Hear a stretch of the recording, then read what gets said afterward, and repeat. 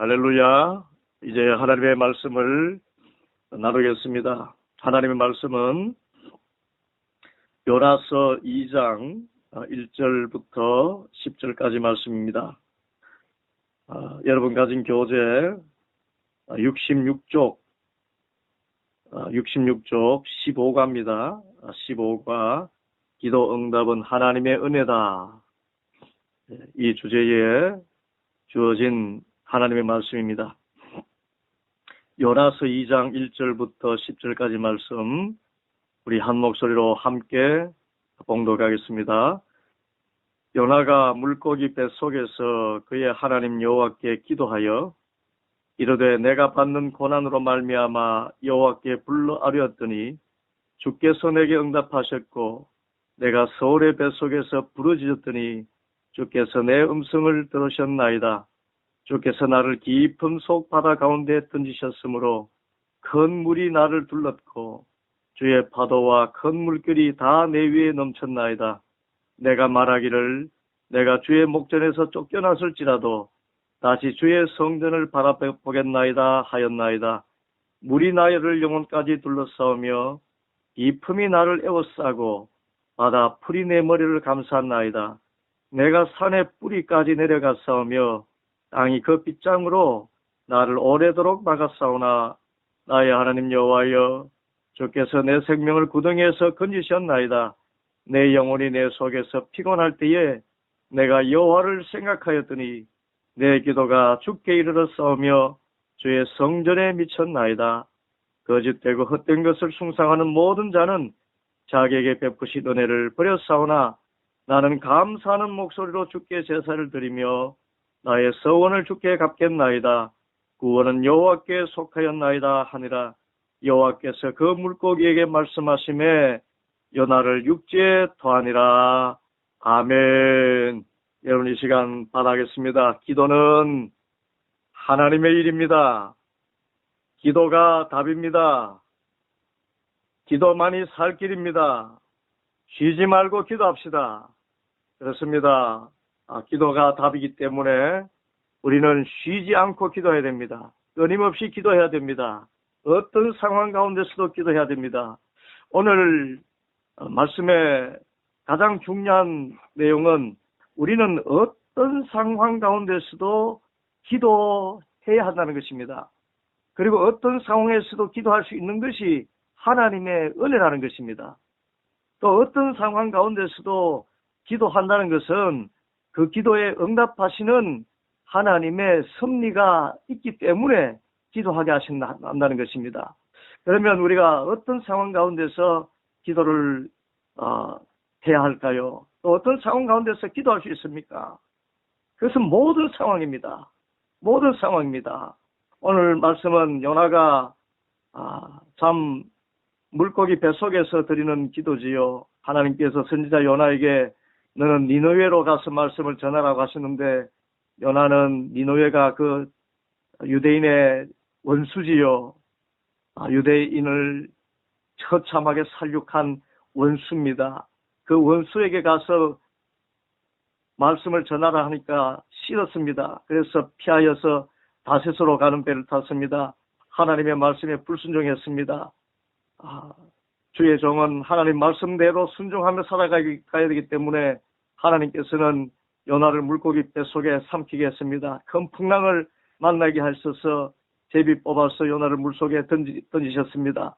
그런데 이 요나가 물고기 뱃속에서 기도하였습니다.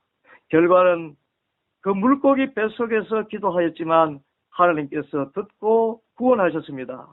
이 물고기 뱃속, 여러분 이 상황 가운데서 우리는 기도해야 됩니다. 그것은 죄에 대한 징계 가운데서도 기도하는 것이고 어떤 고난과 역경 가운데서도 기도해야 한다는 것을 이야기합니다. 첫째는 서울의 뱃속에서 기도했다 그랬습니다. 2절에 이르되 내가 받는 고난으로 말미암아 여호와께 불러 아뢰었더니 주께서 내게 응답하셨고 내가 서울의 뱃속에서 부르짖었더니 주께서 내 음성을 들으셨나이다 그랬습니다. 여러분 소울의 뱃속이 무엇입니까? 유대인들에게 있어서 소울은 죽은 자가 가는 곳입니다. 음구라고도 표현됩니다. 시편에서는 사망의 음침한 골짜기라고 표현할 수가 있습니다. 그런데 소홀의 뱃속의 가장 정확한 영적인 표현은 희망이 없는 곳입니다. 이미 심판이 결정된 자리입니다. 너는 이제 죽었다라고 하나님이 선포하시는 그 자리입니다. 살아있으나 죽은 것 같이 된 상황입니다. 소홀의 뱃속입니다. 소홀은 음부고 지옥입니다. 요나에게 물고기 뱃속은 지옥 같은 곳이었습니다. 그러나 요나는 이미 심판이 정해진 조건 속에서도 기도했습니다. 예, 이제 망할 것이 물고기 뱃속에 들어있는데 어떻게 살아날 수가 있습니까? 그래서 꼼짝없이 죽었다 싶은 그런 상황에서 기도했습니다. 소홀의 뱃속에서 기도해야 되는 것입니다. 그리고 또 소홀의 뱃속에서도 기도할 수 있다는 것이 얼마나 큰 은혜인지요. 여러분, 결과적으로 소홀의 뱃속에서 기도했더니 소홀의 뱃속에서 나오게 되었습니다. 다니엘이 그랬습니다. 다니엘은 다리오 왕 때에 다리오 왕 외에 다른 어떤 신에게 기도하거나 절하거나 예배하면은 사자굴에 던진다는 그런 조서가 내리는 상태에 처해 있었습니다. 그런데 이 조서의 왕의 도장이 찍힌 것을 알고도 다니엘서 6장 10절 말씀에 보면은 자기 집에 돌아가서 윗방에 올라가서 예루살렘으로 향한 창문을 열고 전에 하던 대로 하루 3번씩 무릎을 꿇고 기도하며 그의 하나님께 감사하였더라. 이제 죽음의 상황이 왔습니다. 꼼짝없이 사자굴 속에 던져질 상황입니다. 죽을 것이 정해져 있습니다. 희망이 없습니다. 그런데 이때도 다니엘은 기도했습니다. 그렇습니다. 우리는 어떤 인간적인 절망적인 조건, 희망이 없는 그 자리에서 기도해야 합니다. 기도할 수 있습니다. 기도할 수 있기 때문에 우리는 소홀의 뱃속에서도 구원받을 수가 있습니다. 또한 요나는 바다 속에서 기도했습니다. 3절 말씀, 주께서 나를 깊음 속 바다 가운데에 던지셨으므로 큰 물이 나를 둘렀고 주의 파도와 큰 물들이 다 내 위에 넘쳤나이다. 이 바다 속은 도울 사람이 없는 것을 이야기합니다. 여러분, 참 기도 훈련을 시키실 때 하나님께서 하시는 방법 가운데 대표적인 것은 기도 사람 모두가 알고 있습니다. 사람의 도울 길을 다 끊으십니다. 참 신기한 일입니다. 너는 하나님만 바라라 라고 하시는 것 같이 그렇게 도와줄 것 같은 사람들, 도움이 될 만한 사람들의 관계가 다 끊어집니다. 주님께서 끊어놓으십니다. 사랑하는 자를 위해서 특별히. 왜냐하면 하나님만이 구원자이시고 하나님만이 도움되신다는 것을 알게 하시려고 도울 사람이 없도록 만드십니다. 또 사람을 의지하면 여지없이 실패하게 만드십니다. 전화해도 응답받지 못합니다. 찾아가서 만나도 응대하지 않습니다. 외면받습니다. 이상합니다. 이상한 것 아닙니다. 바다 속의 경험을 하게 하시는 것입니다. 사도행전 12장 5절에서도 하는 베드로는 옥에 갇혔는데 교회는 그를 위해서 간절히 하나님께 기도하더라. 감옥 속에서 도울 사람이 어디 있습니까? 지키는 사람밖에 없습니다.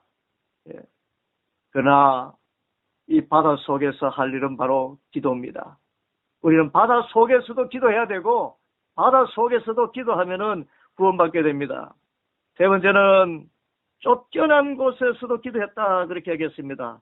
요나서 2장 4절 말씀, 내가 말하기를 내가 주의 목전에서 쫓겨났을지라도 다시 주의 성전을 바라보겠나이다 하였나이다 했습니다. 주의 성전을 바라보겠나이다 하는 것은 기도한다는 것을 이야기하지요. 그런데 그 기도하는 상황이 주님의 목전에서 쫓겨났을지라도 그랬습니다. 여기서 쫓겨난다는 것은 주님의 징계를 받았을지라도 그렇게 하는 상황입니다. 죄를 지었습니다. 매를 맞고 있습니다. 틀림없이 이것은 하나님께서 나를 징계하시는구나. 하나님이 나를 쫓아내셨구나 라는 그런 생각이 들 때도 있는 상황이 있습니다. 틀림없이 죄로 말미암아서 그런 어려운 가운데 있다 할지라도 그때도 기도해야 됩니다. 하나님이 나를 심판하셨구나 라는 생각이 들 때도 기도해야 됩니다. 그러면 출애굽기 32장 14절 말씀, 이 말씀은 모세가 호렙산에서 기도하던 중에 산 아래에서는 이스라엘이 금송아지 우상을 만들어 숨겼지요. 그때 하나님께서 진노하십니다. 내가 이 민족을 다 멸하리라. 그러나 그때 모세가 기도했습니다. 이 백성을 살려주소서. 그때 여호와께서 뜻을 돌이키사 말씀하신 화를 그 백성에게 내리지 아니하시나이다. 그렇습니다. 하나님이 심판하실지라도 기도하면 구원하십니다. 또 오늘 말씀에 의하면은 하나님께서 빗장으로 맞아도 우리는 기도할 수가 있습니다.